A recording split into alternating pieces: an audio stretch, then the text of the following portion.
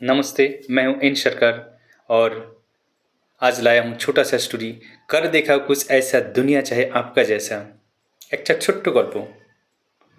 এক বৃদ্ধা অনেক বয়সে গেছেন, তিনি মারা গেছেন।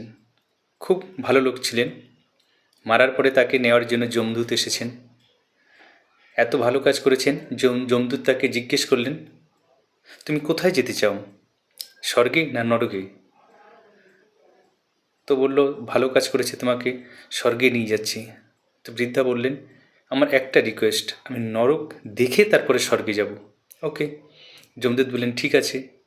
সেই নরক দিয়ে যখন যাচ্ছিলেন, সব লোক না খেয়ে আছে, না পড়ে আছে, চিৎকার সব দেখে তিনি হতভম্ব হয়ে গেলেন। এত কষ্ট নরকে। আরও কিছু দূর যাওয়ার পরে তিনি দেখলেন অনেক উপরে একটা বাঁশের উপরে খুব সুস্বাদু টেস্টি খাবার আসছে। সবাই জিজ্ঞেস করল, তোমরা খাচ্ছ না কেন? সবাই বলছে, আমি কী করে খাবো, শুধু গন্ধ নিয়ে আছি, কতদিন ধরে খাচ্ছি না, কখন যে মারা যাব ঠিক নেই। তখন এবার স্বর্গে প্রবেশ করলেন। সেখানে কি সুন্দর আবহাওয়া, কি সুন্দর কোলাহল, মিষ্টি মধুর বাত, সব শুনে খুব খুশি হয়ে গেলেন। যখন তিনি আরও উপরে গেলেন, দেখেন সেম কন্ডিশনে একটা বাসের উপরে খুব সুস্বাদু টেস্টি খাবার রাখা আছে। তো তিনি জিজ্ঞেস করেন, তোমরা উপরে রাখছে খাবার খাচ্ছ? বলে, হ্যাঁ। কী করে খাচ্ছ?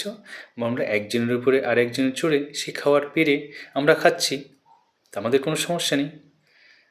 মানে একজনের উপরে আরেকজন, আরেকজন, তিনজন, চারজন, তো একজনের উপরে উঠে সবাই একসাথে মিলে সেই খাবারটাকে পেরে সবাই খাচ্ছে।